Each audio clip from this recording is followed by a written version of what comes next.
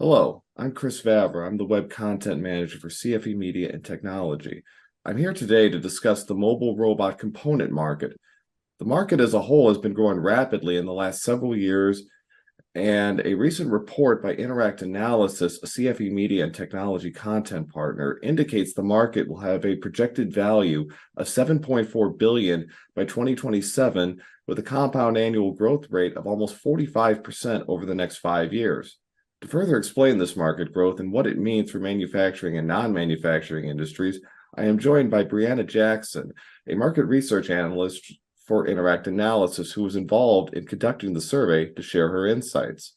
Jackson has been involved with Interact Analysis for more than 2 years and focuses on the industrial automation market. Welcome, and thank you for joining me today, Brianna. Thank you so much for having me on, Chris. Absolutely. Glad to have you here. So before we get into some of the nitty-gritty on the market itself, when people say mobile robot components, what exactly does that mean?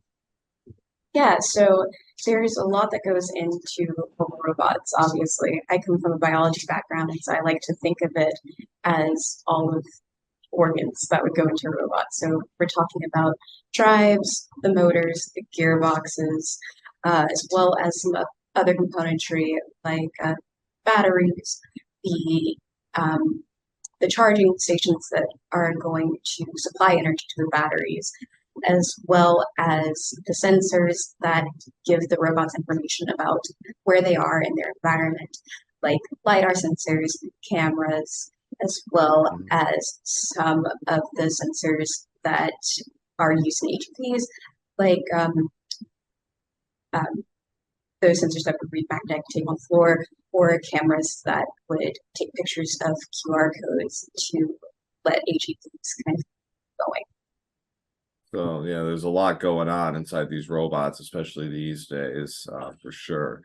So, so let's start off with mobile robots. Certainly the robotics industry as a whole has been growing in the last several years, and mobile robots are definitely at the center of it. And in both the manufacturing and non-manufacturing industries, how much of the growth do you think is attributed to the COVID-19 pandemic, and in what way? Yes, so e-commerce, the growth of e-commerce as a result of the COVID-19 pandemic has been a major boost of the adoption of mobile robots. Um, Also, see with COVID-19 constraints that were placed on the labor market, which the labor shortage as well as the increased cost of labor has been a driver for industrial automation within not just the warehouse and logistics sector, but also in the manufacturing sector. So I would say that's how COVID contributed to the adoption of robots. Yeah, and certainly doesn't seem like it's going to be changing anytime soon based on what we've seen, and I'm sure what you've seen as well. And the international market, particularly China, is also helping spur the industry's growth, according to the Interact Analysis report. But the majority of the revenues are still on the US's side. Do you anticipate that changing? And if so, will this paradigm shift be strictly Asia Pacific, or could other regions have a noticeable impact on the market? It's a really interesting question. So the US is the largest market for components and mobile robots, and that is primarily due to the captive market for mobile robots. So let me briefly explain this. So we have mobile robots that are sold by mobile robot vendors, but we also have end users. Specifically, whenever I'm referring to the captive market, I'm thinking primarily of Amazon, that has the ability to produce as many mobile robots as the rest of the market as a whole. It's estimated that with their manufacturing facilities in Boston, at one point, Amazon was capable of producing nearly 1,000 mobile drive units per day.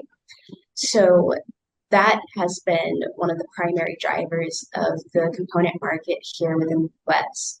However, as of late, it seems that Amazon and the logistics sector as a whole in the United States is paring back. So they're not building as many warehouses, and they're not needing as many robots and solutions to go into these warehouses as a result of this paring back of Mhm. activity a bit.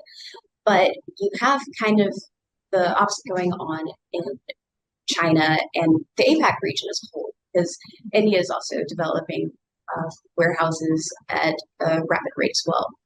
Um, Hmm. you see logistic companies in China like Alibaba, as well as G2D, developing their own partnerships with mobile robot providers to kind of do the same thing that Amazon has done. So we Hmm. expect that trend to sort of accelerate over the Hmm. forecast and continue. So it sounds like the US kind of capped itself out, but a lot of these other regions, they haven't even gotten started yet by comparison. Pretty much. Yeah. Now, you'd mentioned LiDAR before, light detection and ranging sensors, at the beginning, and I was interested because it was mentioned prominently in the report and how they're driving navigation componentry. Can you tell us anything about this trend, in terms of market demand or technology advances that have been happening? Absolutely. So the big driver here is that a lot of end users want their robots to be able to more effectively navigate their environment. So beforehand, have an AGV that has its own set route. It's not deviating from this route. It Hmm. has its own set path to go on every day, all the time, and it Hmm. knows its task. So what we're seeing though is that we want a lot of end users want their mobile robots to be able to interact more with their environment and the Hmm. workers that are also within that environment. So they have to be able to take in more of their surroundings and understand their surroundings more. So that's Hmm. where we kind of see this adoption of LiDAR really picking up speed. Hmm. Yeah, make them more like humans is kind of a way to think about it.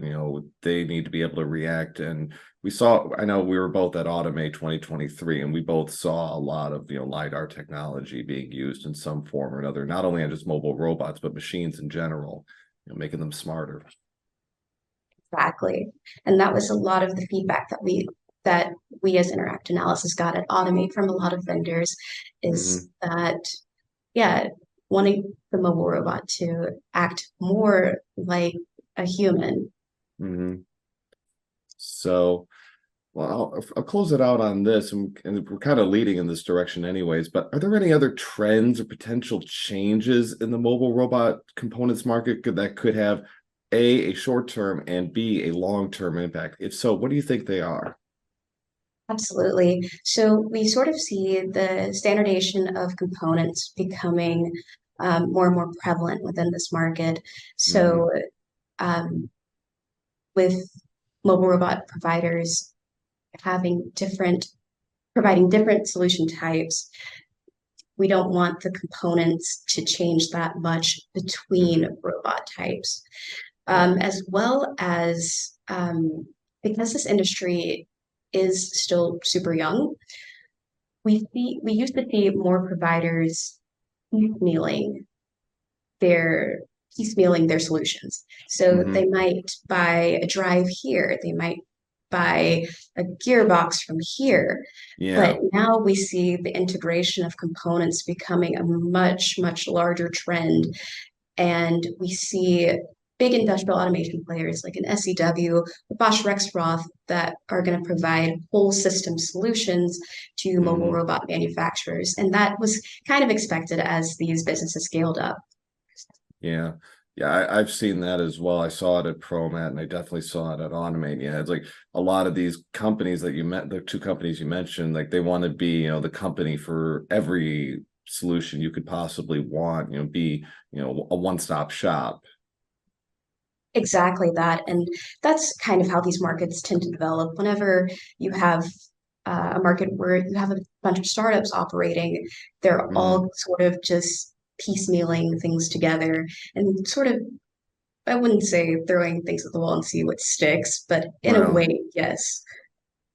But now that these players kind of know what they want and know what their customers want, there is this mhm. path to now going down this route of getting whole systems solutions providers.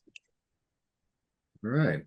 Well, thank you very much, Brianna, for your insights today on the mobile robot components market. This market sounds like it is going to be growing a lot in the next several years, and it'll be very interesting to see how it evolves and what those evolutions look like, I think. So, well, thank you very much for your time today, Brianna. It was really insightful information. Thank you so much for having me, Chris. All right. And I'm Chris Vavra. I'm the web content manager for CFE Media and Technology. If you want to read more about this report, a link will be provided in the article and at the bottom of this video. So thank you very much for joining me today, and have a great day.